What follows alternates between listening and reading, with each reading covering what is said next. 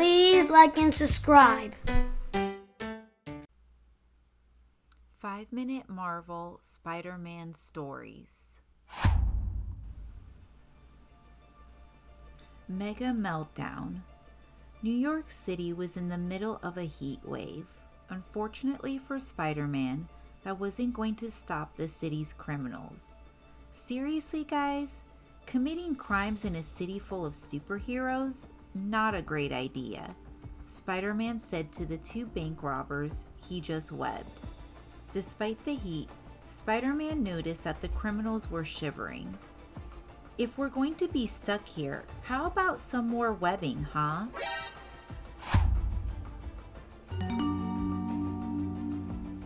Why were those guys acting like it's cold out? Spider-Man thought as he swung away. It's been a scorcher for weeks. As he swung closer to Times Square, Spider-Man's spider sense began to tingle. The wind started to whip around him as the temperature steadily dropped. Maybe it is a little chilly today. Just then, Spider-Man came across the source of the changing weather. A gigantic portal had opened up in the sky, sending snow flurries down upon the city.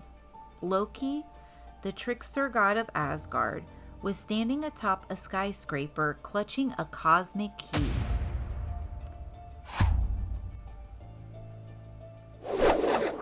Spider-Man swung down to confront the supervillain. "Ah, the spider! I invite you to witness the start of my glorious reign," Loki said proudly. "With Earth destroyed, those pesky Avengers will finally be out of my way." "Yeah, right," Spider-Man said. "What are a few snowflakes going to do?"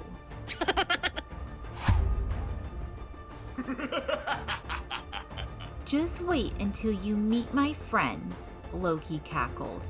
The ground began to rumble as Loki lifted up the cosmic cube. Suddenly, a group of frost giants leaped from the portal right in the middle of Times Square. Parked cars were crushed under the weight of the massive giants as they lumbered through the streets. The frightened tourists ran for cover as sparks from collapsing billboards rained down upon the chaotic scene.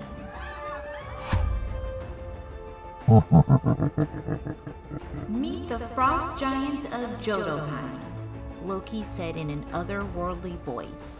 "Now that I have the cosmic cube, they are under my control."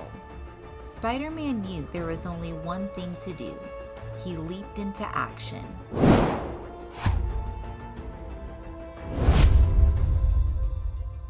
Spidey shot his webs through the air.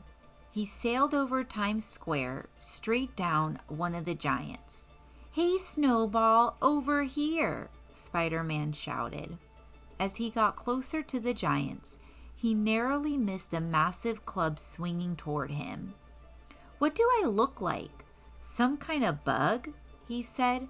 Spider-Man looked down at his suit. "Oh yeah, well, I can't really blame you."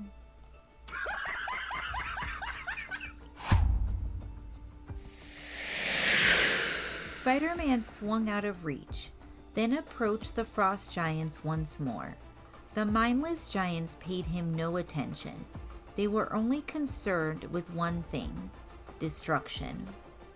"I don't have enough webbing left to tie up Frosty and friends," Spidey thought, "but this should slow them down." Spider-Man fired a web across the street.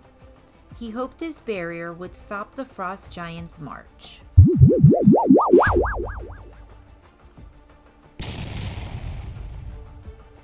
It looked like the frost giants were finally going to be stopped when Spider-Man was shocked to witness the frost giants step on his web barrier, billboards to crash to the ground. Just then, Spider-Man spotted an Avengers Quinjet flying over. "It's about time!" Spidey exclaimed. He knew with friends like Captain America, Thor, Black Widow, and Iron Man on his side, Loki and his snow buddies didn't stand a chance. Spider-Man approached the jet as it landed on a nearby rooftop. As the cargo ramp lowered, Spider-Man saw one hero. One very small hero. So, what's the situation here?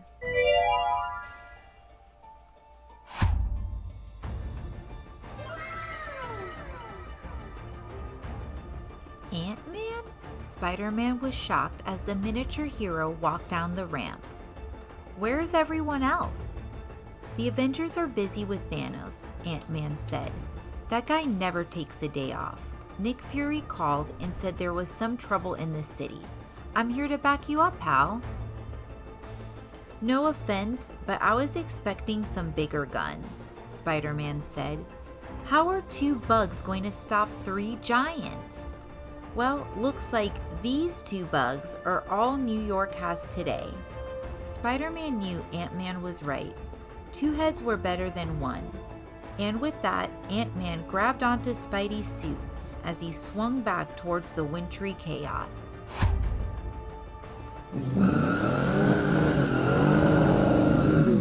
As soon as Spider-Man and Ant-Man rejoined the Frost Giants, one of them threw a car at the 2 heroes. "Look out!" Ant-Man exclaimed. "Way ahead of you," Spider-Man responded as he swiftly dodged the car. "But this heavy snowfall isn't making anything easier. Any ideas?" "Well, if they head to Central Park, I can send in some ants to ruin their picnic," Ant-Man said sarcastically.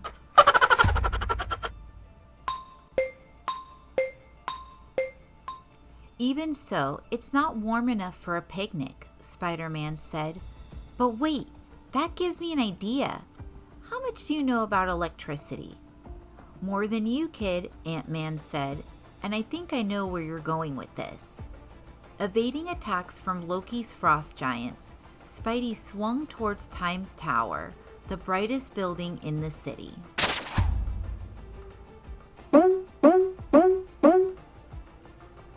As Spider-Man approached the tower, Ant-Man was able to jump just before a frost giant grabbed Spider-Man's webbing. The giant pulled the webs, yanking him off the tower. "Oomph!"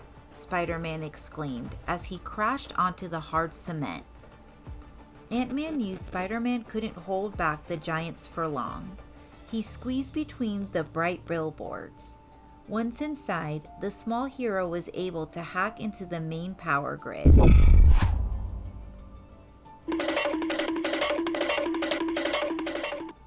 "Hey, you big bullies," Ant-Man shouted. "How about turning up the heat?" Suddenly, Times Square began to brighten. The lights became brighter and brighter until the light from the billboards was blinding. Hit with 161 megawatts of power, the frost giants quickly began to shrink until they vanished completely.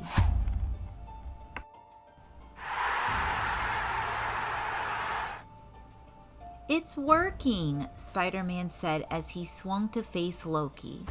"Looks like your frost giant should have brought some sunscreen." "Spider-Man," Loki roared. "You did this?" Spider-Man quickly shot a web straight toward Loki. "I had some help. Not bad for a couple of bugs, huh?" With Loki blinded by webbing, Spider-Man was able to take the cosmic cube out of his grasp. Using the power of the cosmic cube, Spider-Man opened up a portal and sent Loki back to Jotunheim. "I'll be back, Spider. I always come back," Loki screamed as he was pulled into the portal at high speed. A few moments later. Defeated Loki, melted a bunch of frost giants, and caused a blackout in Times Square, Ant-Man said. "Man, we deserve a vacation." "You're right," Spider-Man responded, "but we still have to return this cube and restore the power to Times Square." "Yeah, but first, Spider, my aunts and I challenge thee to a snowball fight," Ant-Man said, mocking Loki. "You're on."